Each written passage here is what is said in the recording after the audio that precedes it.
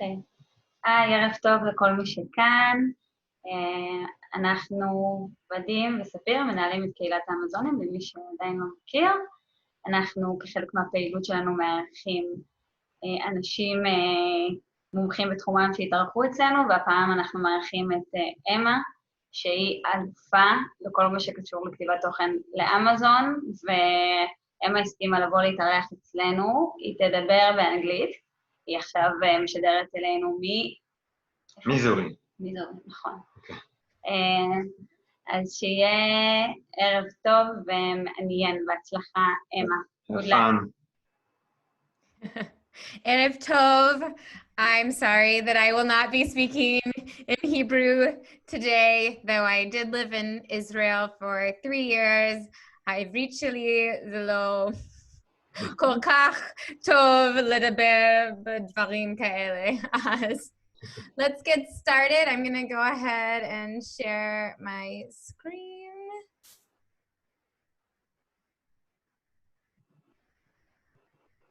Actually, before I do that, I always make the mistake of having the faces here in the way. So I'm going to move those. Okay, so we're going to be talking all about listing optimization today, which is particularly relevant as we get closer and closer to Q4, but it's really something that you should be thinking about always, because this is, your listing is your salesperson. It's really one of the few things that you have to communicate with your customers, to establish that relationship, and to make them eager to buy from you.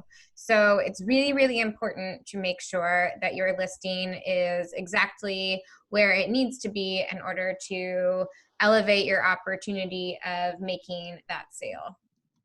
So my name's Emma Shermer-Tamir. I'm the co-founder of Marketing by Emma. That gentleman standing to the left of me is my husband, Erez, and we started Marketing by Emma together. He is my business partner. Since then, we've worked with people all over the world, helping them grow their e-commerce businesses through Amazon listings, through website copy, and other marketing, writing like that.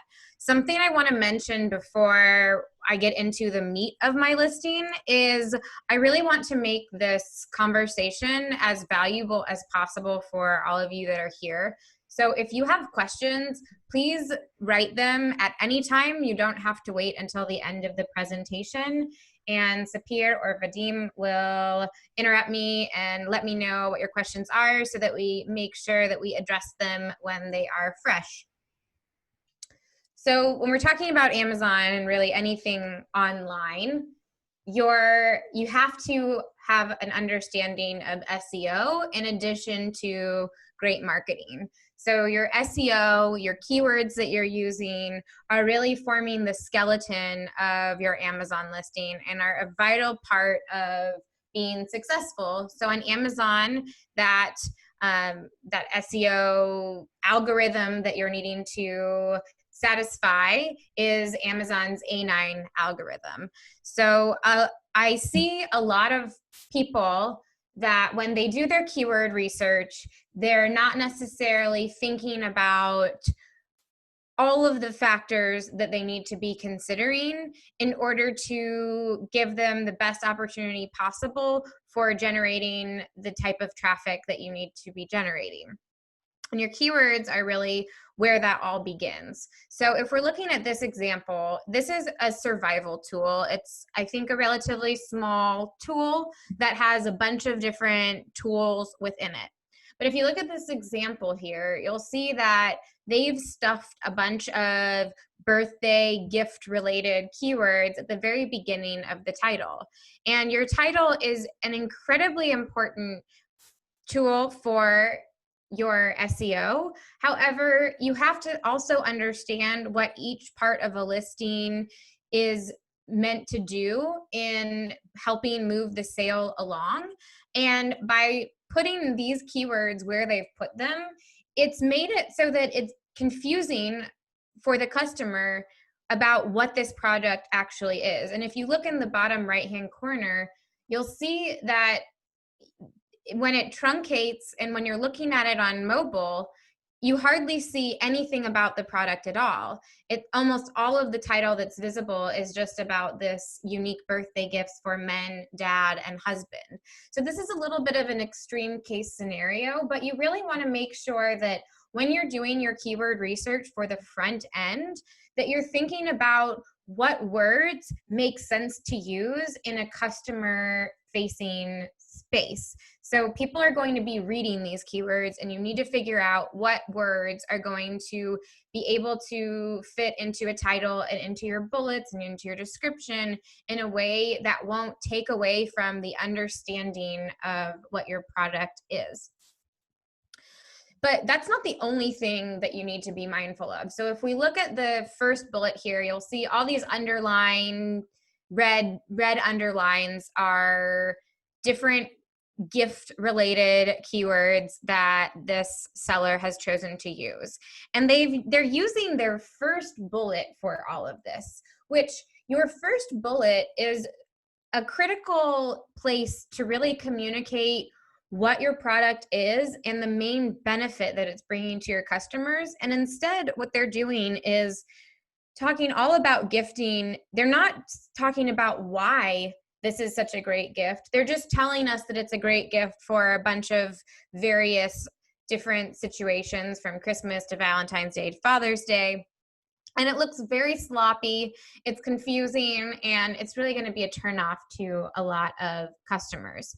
So you want to be thinking about, as you're doing your keyword research, dig a little bit deeper, and beyond just looking at your keywords and trying to decide whether they'll fit into the copy of the listing itself, you also want to be mindful that you're not just going after the highest volume keywords and stopping there. I see a lot of times when people are doing their keyword research, they'll go to a tool like Helium 10 or Jungle Scout or Viral Launch, and they'll just take the first 30, 50 words that pop up, and they don't do any more investigation.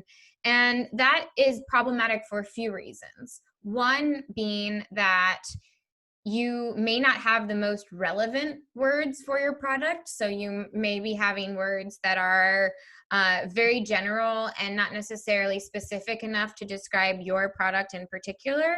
But two, a lot of times those really high volume words are going to be incredibly competitive. So they'll be very difficult to rank on and very expensive to rank on.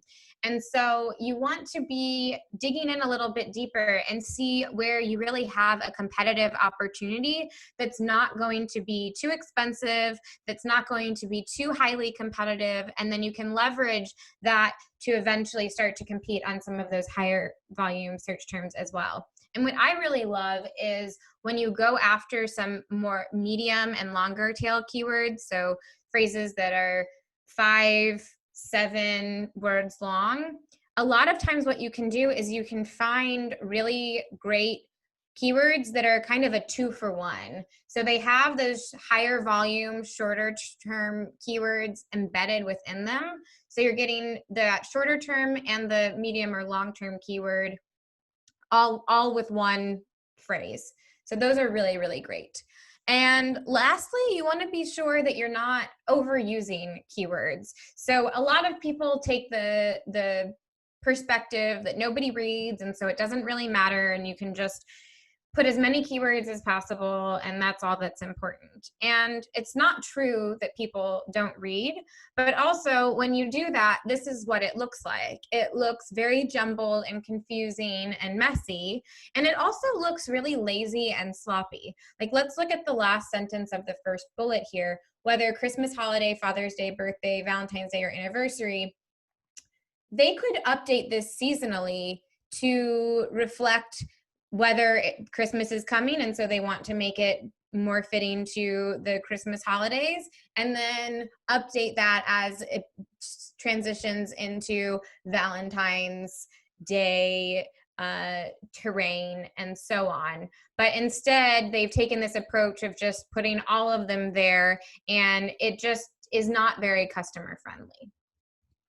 So here's an example of what I would encourage creating. All of the underlines are keywords. So you see that they're still incorporating a variety of different keywords here. However, it's doing so in a way that is thoughtful, that's helping to communicate what the product is and those key details that are so important. And then in the bullet, really focusing on what that underlying benefit of having a tool like this is, rather than just trying to convince people that it's a great gift without actually telling them why it's a great gift. So Vadim had a great question, and I thought that this may be an appropriate time to incorporate it, because he's asking whether it's necessary to have a product description, the kind of more standard description, when you also have A+ content. And this question is something that there are sort of two reasons why I would say yes, it's worth having that description there. One being is that we all know Amazon sometimes behaves strangely, things don't work, things don't appear the way they're supposed to be. And so even if you have A+ content, it's good to have a backup there. So in case for whatever reason something happens to your A+ content, whether it's a glitch on Amazon's side or something else, you still have a product description there so that you're making sure to share all of the necessary information that a customer would need to know.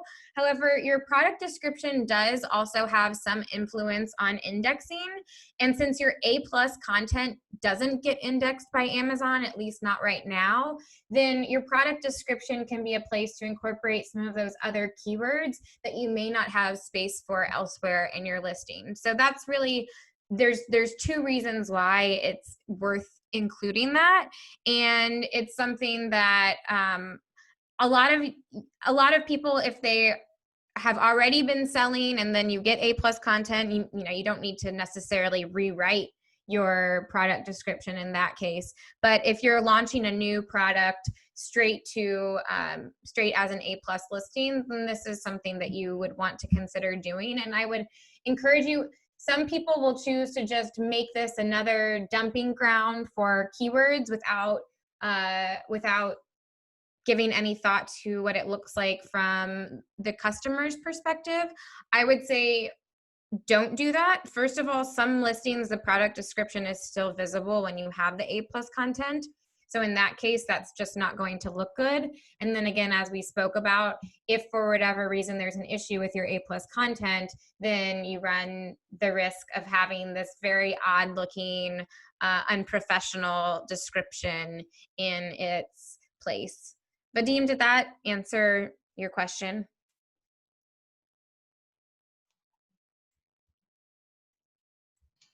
Yes, thank you, Emma.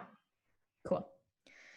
So the next space in sort of thinking about how the customer is going through your listing. So we have the title, and then another place that often gets overlooked is your images. And I won't go into your main image because there are a lot of rules that you need to follow in order to be compliant with Amazon's terms of service. However, I am going to be speaking about the other images in your listing, whether those are your product listing images or in your A+ content.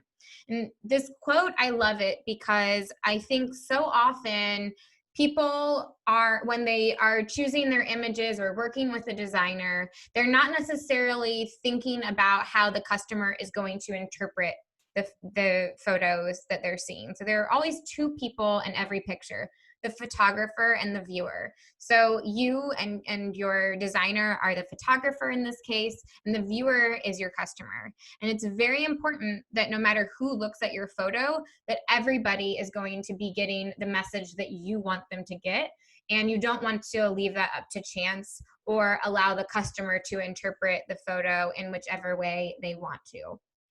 So let's all take a moment and look at this picture. We see there's a group of people walking in a beautiful mountainous landscape. And perhaps I look at this photo and I start thinking about how beautiful of a day it is outside, and how much I can't wait to take my dog on a walk later once the work day is over.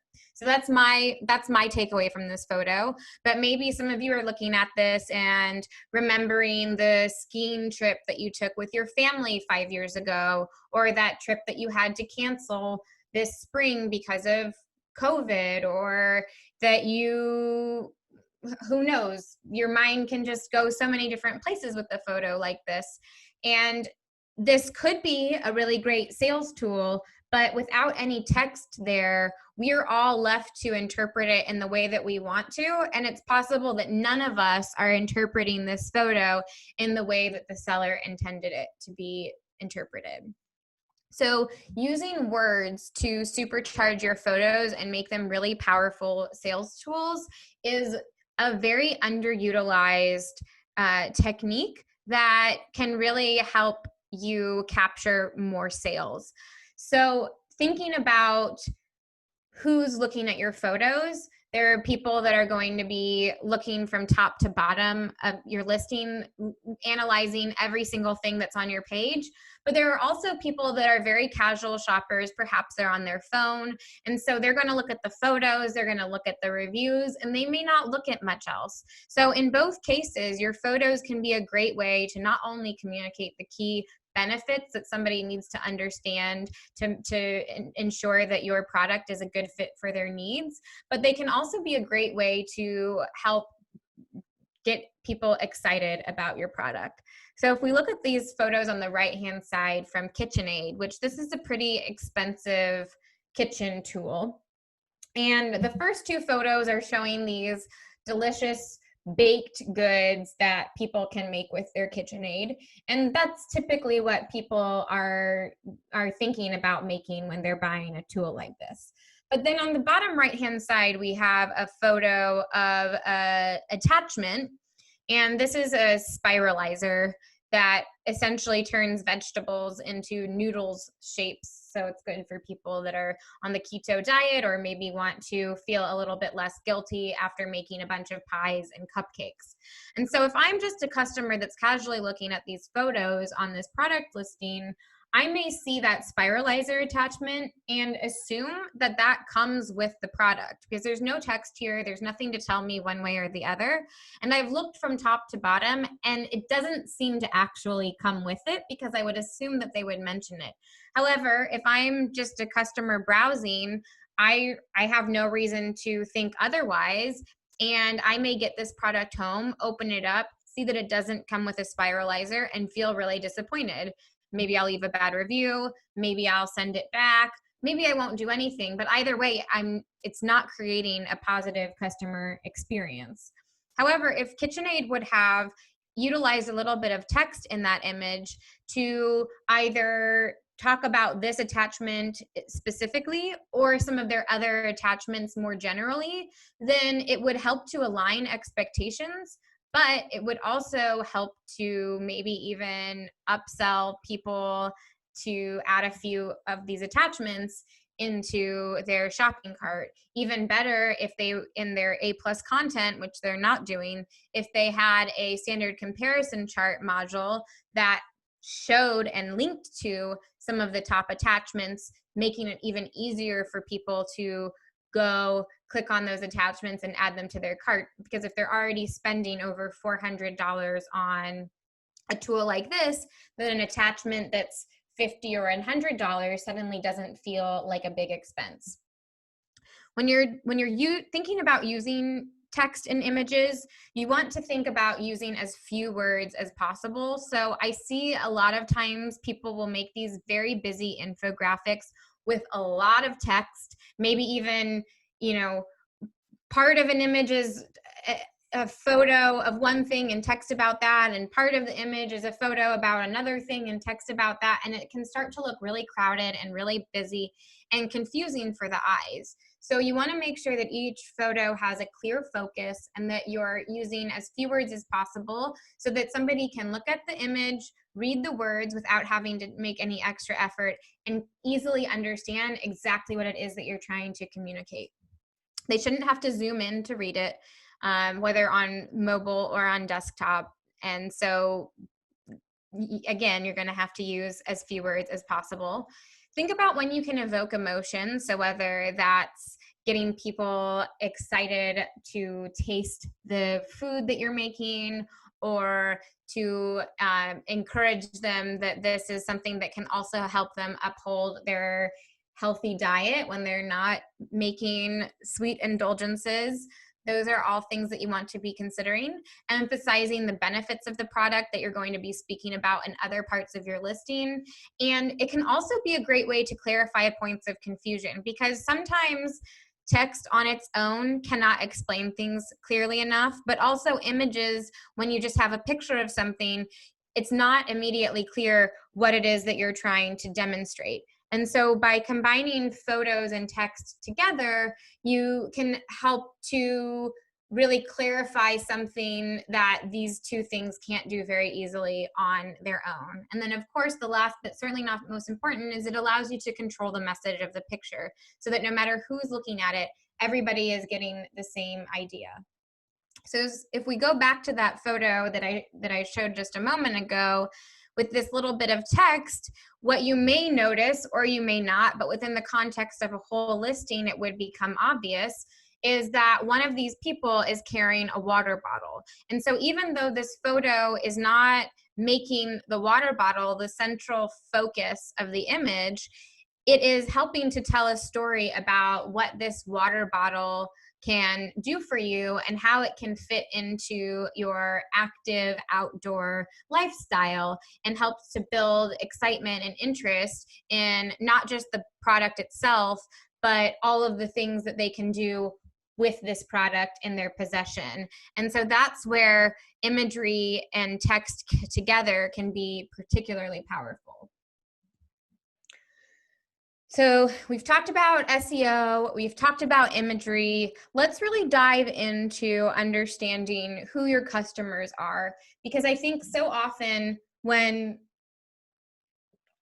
you're sitting down to create any piece of marketing, whether it's your packaging or even doing product research, there's not enough emphasis put on really understanding your customers. And that is so vital when you want to be standing out in a marketplace like Amazon, which has many competitors, and most likely for the majority of you, you're selling a product that is nearly identical, maybe even manufactured at the exact same place as many of your competitors. And so this piece of understanding who your customers are becomes even more important if you want to really differentiate yourself in a way that will get you the results that you're after. So let's look at two examples here. On the left, we have Melita. They are a coffee company that's been around for over 100 years. They are a pretty established brand here in the United States. You can find them on most grocery store shelves.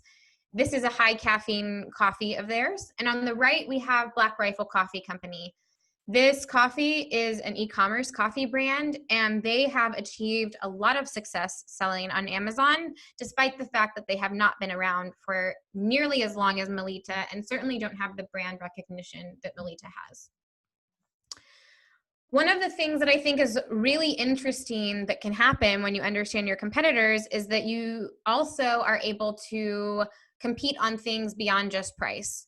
Because if you're copying your competitors and your listings look identical and your pictures look identical and everything looks identical, then all that customers have to go off of is price or reviews. So those are really the only two places that you can be competitive. But if you start to dig a little bit deeper and really start to develop who your brand is and get a sense of who your customers are and how to differentiate yourself, then you can begin to compete on other parameters, and that even allows you to charge more. So Melita, they are selling their coffee for 13 ounces at $7.99.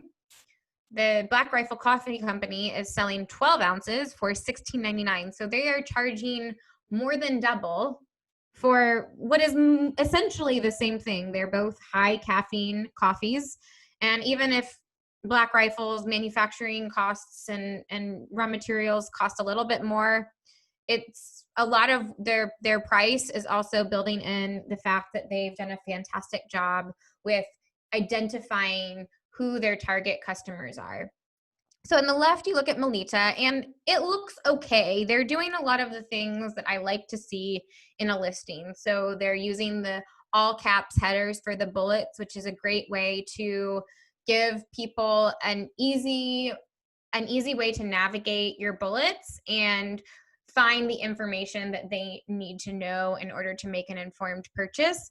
However, all of their text is very much focused on them, and it's just lacking in anything that's interesting, exciting, or that sets them apart. It feels bland.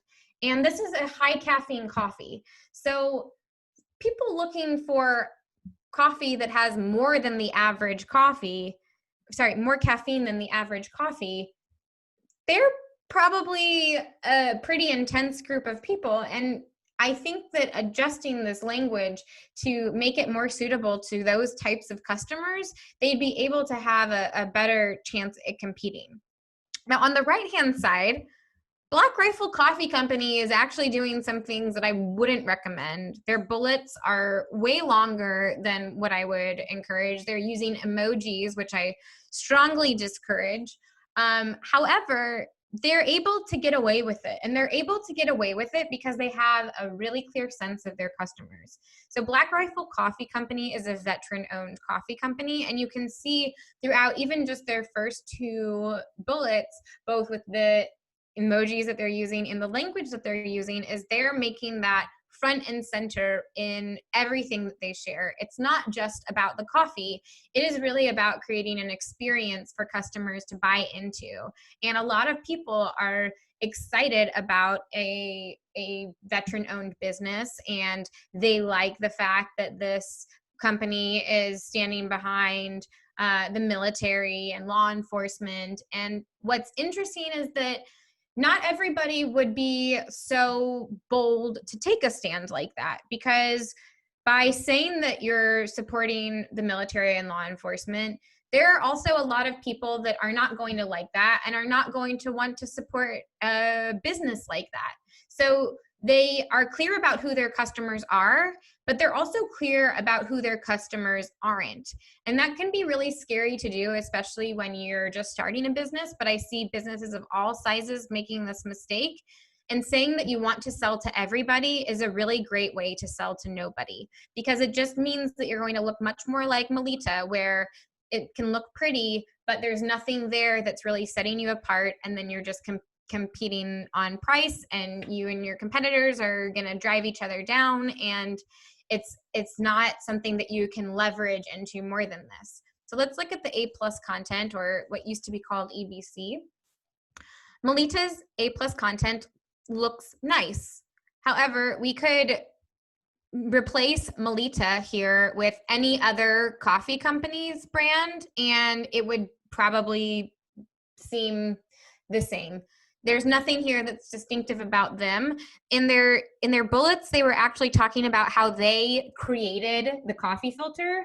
That's really cool. They are obviously, they've been at the forefront of the coffee industry for a very long time, and going into some of those details and their commitment to helping create the best coffee experience possible, maybe even having some pictures of the original coffee filters or something like that could be really interesting.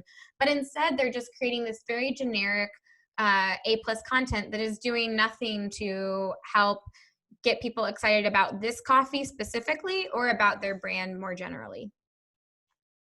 Black Rifle Coffee Company is doing something very interesting. There is only one module here about their coffee blend.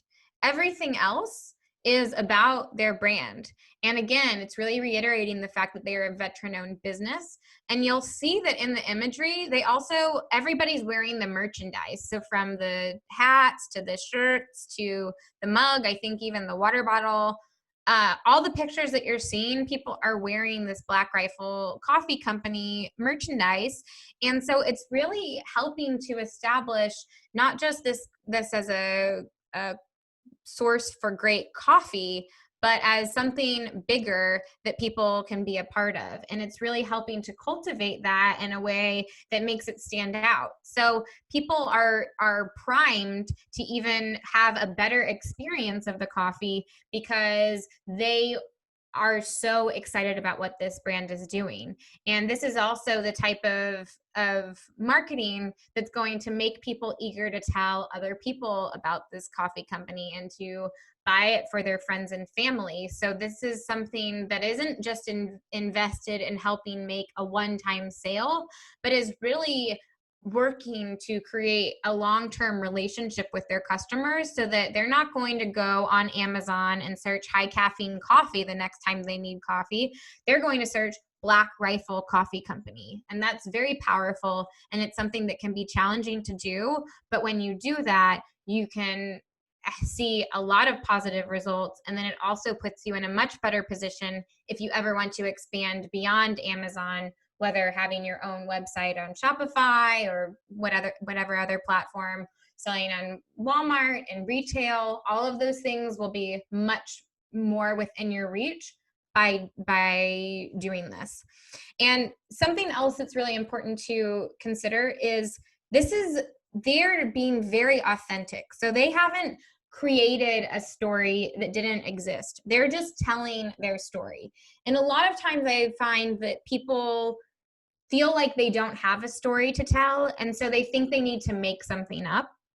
And making something up is a great way to alienate your customers and to turn them away, because it's very obvious when a company is making up a story. It typically goes something along the lines of, we were looking for this product, nothing like it existed on the market, so we made it ourselves. And there may be truth to that in what you're doing, but you don't have to, your story doesn't just have to be about what already happened. Your brand story can also be about the future that you're wanting to create. So don't feel limited when you're thinking about these things, or not even just limited, but fearful that you don't have something that's as engaging as Black Rifle Coffee Company.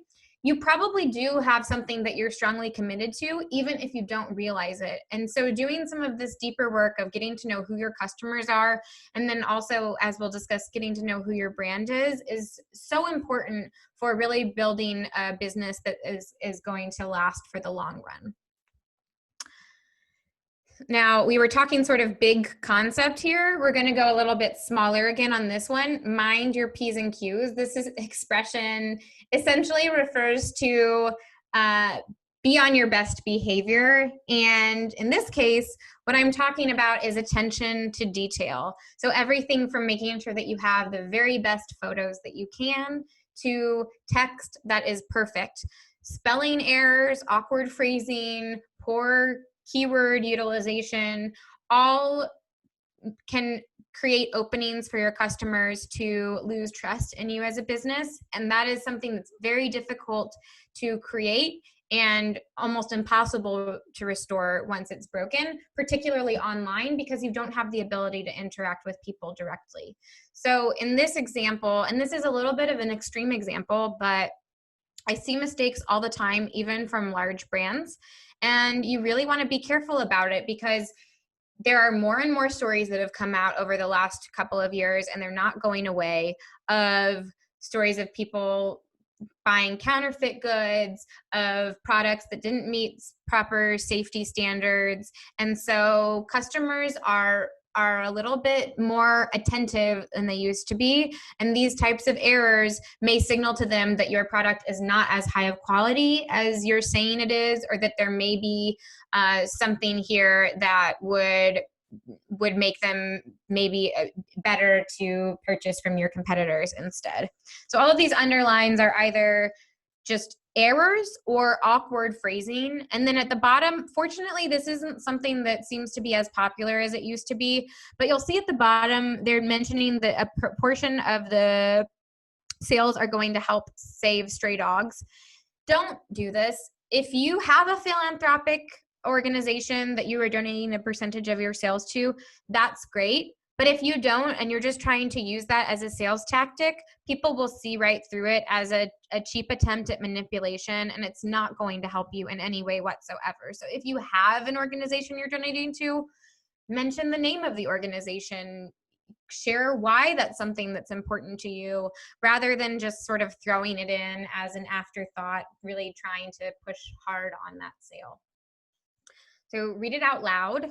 Ask yourself if it makes sense. Ask other people if it makes sense.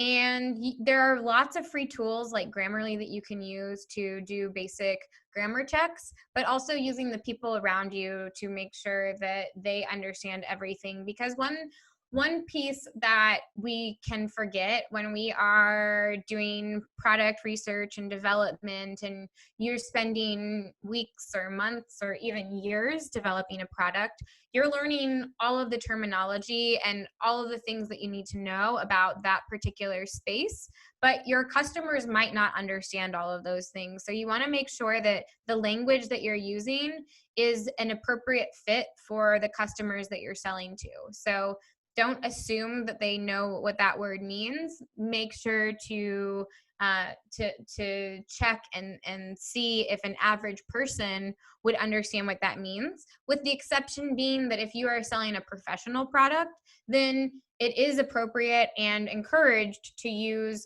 the more technical language, because if you're selling a professional product to a plumber or an electrician or an engineer and you're not using the correct terminology, then they may see that as a sign that you are not the professional tool that you're saying you are. So next, flip-flop your features. Don't tell them what it is, but rather why they need it. When people don't have a lot of experience writing about products, it's natural to just go into describing the product, the color, the size, the materials, and it's a very difficult thing to even notice that you're doing. However, people don't buy products for those features. They're buying it for the benefits. They're buying it because they think this product is going to solve a particular problem that they have, whatever problem it was that made them go to Google or Amazon in the first place. And so you want to make sure that you're making it very clear to customers what that benefit is. I'm going to take a quick sip.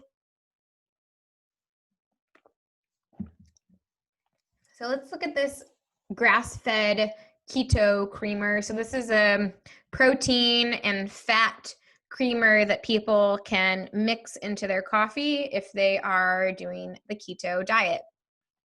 The first bullet is talking about premium grass-fed ingredients. And just in general, actually, before we dive into the first bullet, upon a quick glance, it sort of seems like they're doing what they need to be doing. However, when you look a little bit closer, you realize that they're just giving us a bunch of features of this product, and they're really not making any effort to help us understand why these features are so important. So the first bullet is talking about premium grass-fed ingredients. And it's possible that some customers will look at this and will instantly understand why grass-fed ingredients are better than non-grass-fed ingredients. But there are also probably a lot of people that are looking at this and don't know, or they know, but it's not instantly available to their mind. And remember, while some people will be carefully reading every single word, a lot of other people are skimming. And so you don't want to make them have to use any extra effort to understand what it is that you're trying to say. And so if you want to make sure that people get your message, you have to say it directly. So there are a few reasons that people might be interested in grass-fed ingredients. There's the humanitarian side in wanting, because grass-fed animals typically are treated better and live a happier life.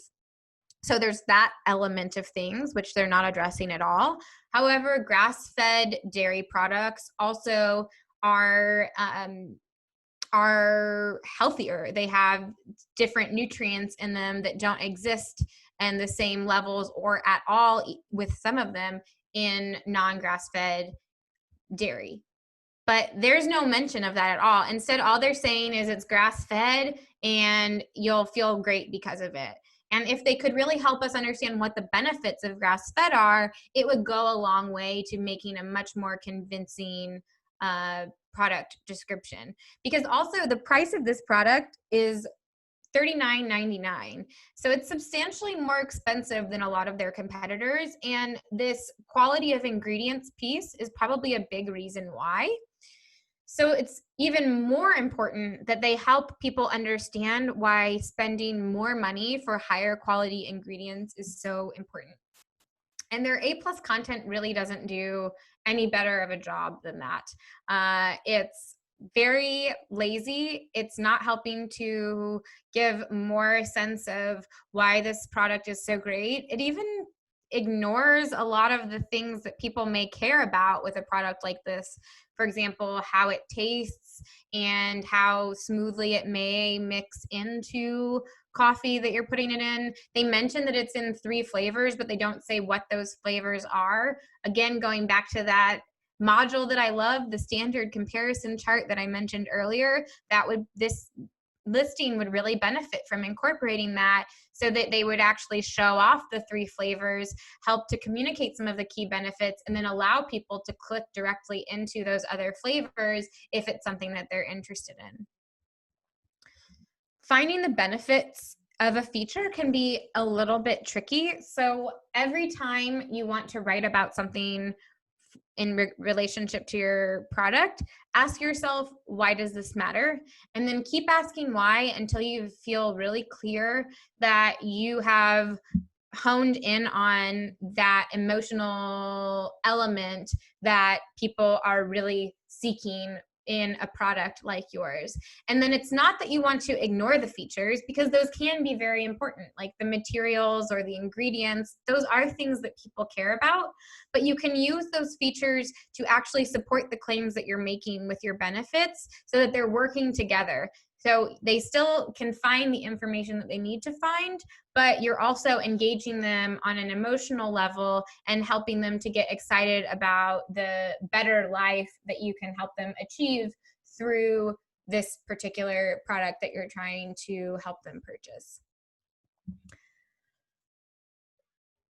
So this question seemed to be the most fitting at this stage in the presentation, which is essentially, when are you done with listing optimization? And I would include that to also ask the question, how often should you be doing listing optimization?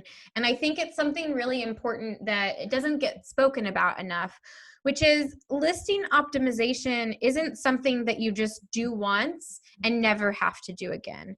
It's something that you want to be constantly looking at and thinking about. However, depending upon the product that you're selling and the category that you're in, the frequency in which you're doing that may differ. So some people may have a product and seasonally they need to be updating the listing because it's utilized in different ways. Whereas other people, it's more like, let's go back to the keto product we were just talking about. A few years ago, nobody knew what the keto diet was. And so to sell a product like this, instead of talking about the keto diet, they may have been talking about the paleo diet, because that was much more popular than they may have been talking about low carb, or the, the South Beach diet, I think, is also high fat and low carbohydrate. So there were some other sort of trendier diets that people don't speak about as much anymore that were popular a few years ago. And so the search habits and the keywords that people were using for a product like this a few years ago would have been very different than the keywords that you can find now, because now the keto diet is much more mainstream. People are searching for a much wider variety of products.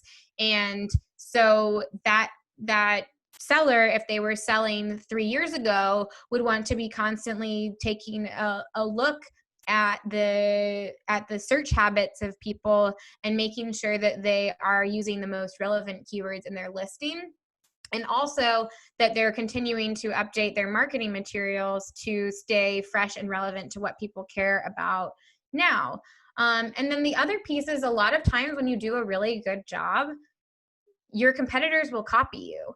And so a lot of the top sellers from time to time are needing to re-optimize their listings just to continue to maintain their advantage. So it's not really something that ever stops. I'm not saying that you need to be constantly rewriting your listing from top to bottom, but it is something that you want to be thinking about and observing and making sure that your keywords are fitting to the trends and that you're addressing the things that people care about. So let's say you're selling your product for a year and all of a sudden people are asking all of these questions. We'll just continue on with this keto creamer that we've been speaking about.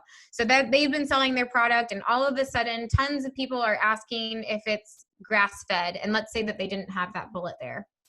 So suddenly something's indicating that people are caring not just about that this has enough fat and doesn't have sugar in it, but they want to know about the quality of the ingredients that are in it. And that wasn't really something that people cared about up until then.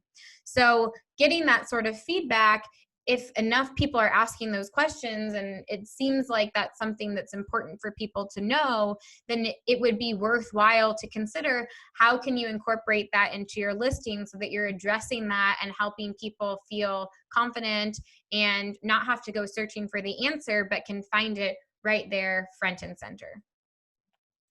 So let's just do a quick recap of everything. And then if you have any questions, we can get into those. So the e-commerce copy fundamentals.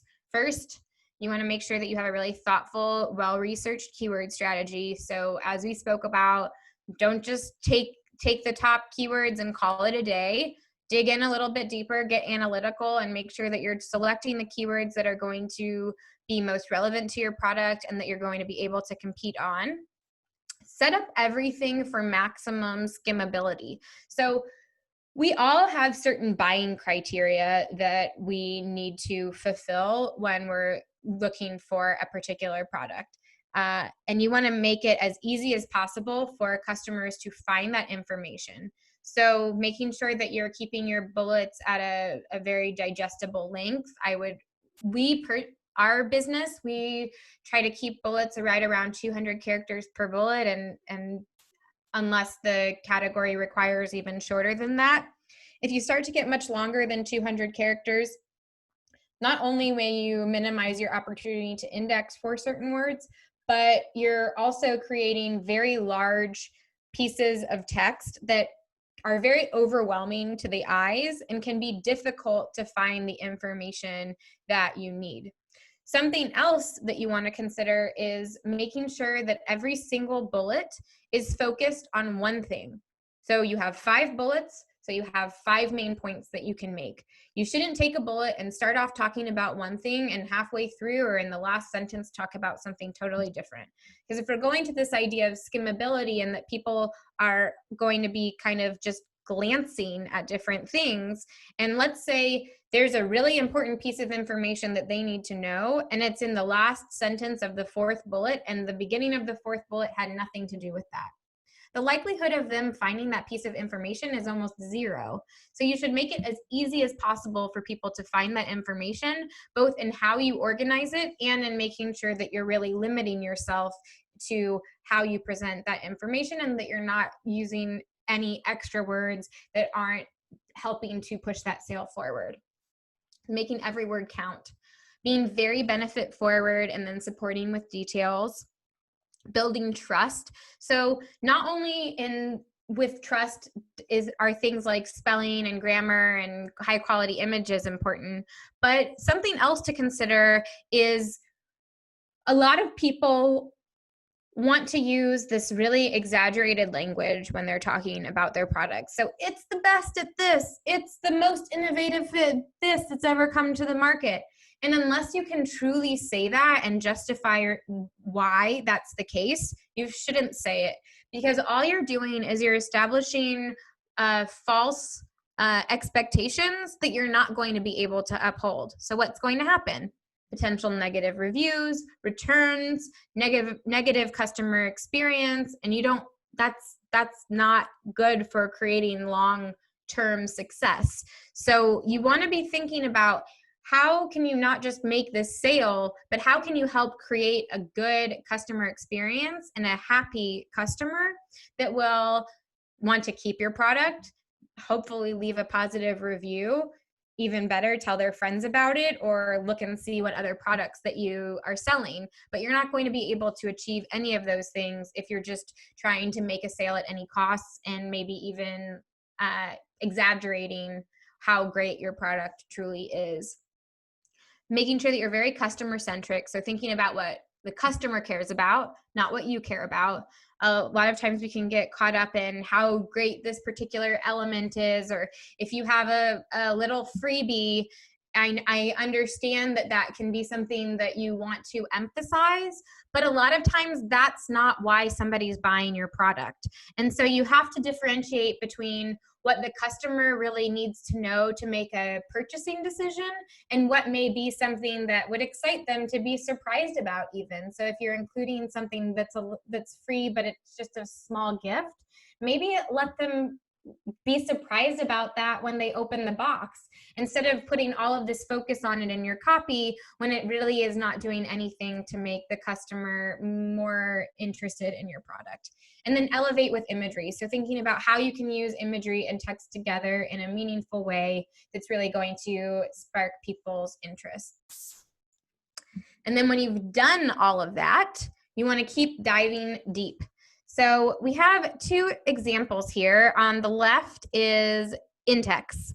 They are a large company. You can buy them in Walmart and all sorts of retail locations. And as you'll see, they're selling pretty decently online. They, at the time that I was pulling in these images, they were number 35 in toys and games.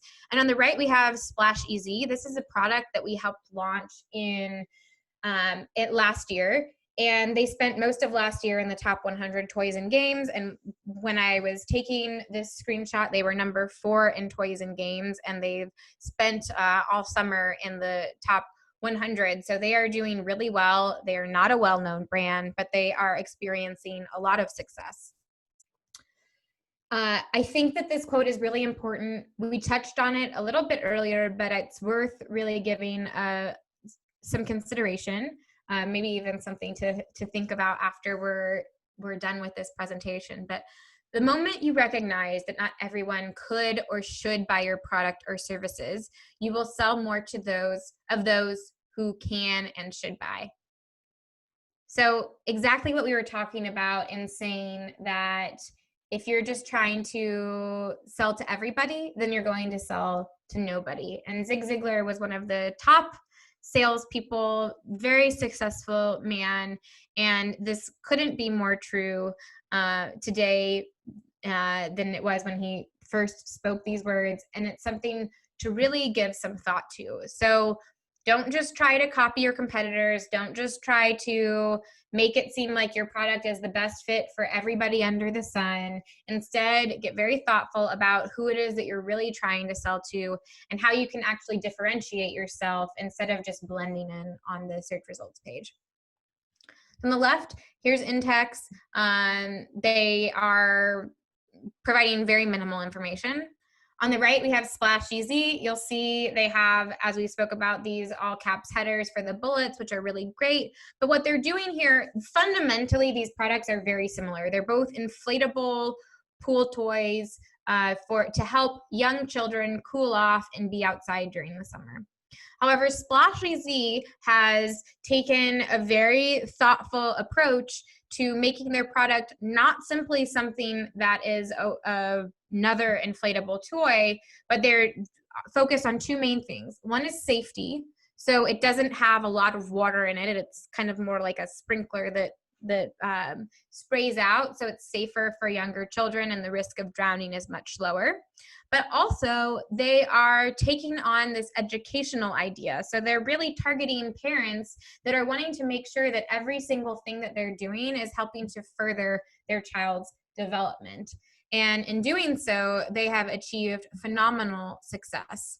Here is Intex's A+ content. So again, leaving a lot to be desired. And here's Splash Easy. We have some nice lifestyle images of people interacting with the toy, speaking about the different benefits that you and your child can both enjoy by interacting with it. And you'll see how, despite the fact that they are not a well-known brand, they have been able to really carve out a sort of whole new product category around these concepts, and they've done that very successfully. So I understand that was a lot. The more curious you can get about your customers, about your competitors, and about who you are as a brand, the better you'll be able to do with all of these things that we've spoken about. So if you're not sure how to do that, I've put together a free worksheet. You can open the camera on your phone and hold it out to scan this QR code, and that'll take you to a place to put in your details to receive that form. Or you can go to marketingbyemma.com/Amazonim and fill out the details that way. So please do that. It's full of questions for you to think about, and it doesn't matter what stage you are in your business, whether you're just in the concept stage and you don't even have a product that you've chosen yet, or you have a large product catalog. These are really important questions, not just to think about once and never think about again, but to continue to explore and think about and ask yourself as you grow your business and as you work towards creating the business that you want to have. Whew. I hope I didn't overwhelm you with all of that information. If you have questions, please feel free to go to our website, marketingbyemma.com, send me an email, reach out via phone. That phone is also available on WhatsApp.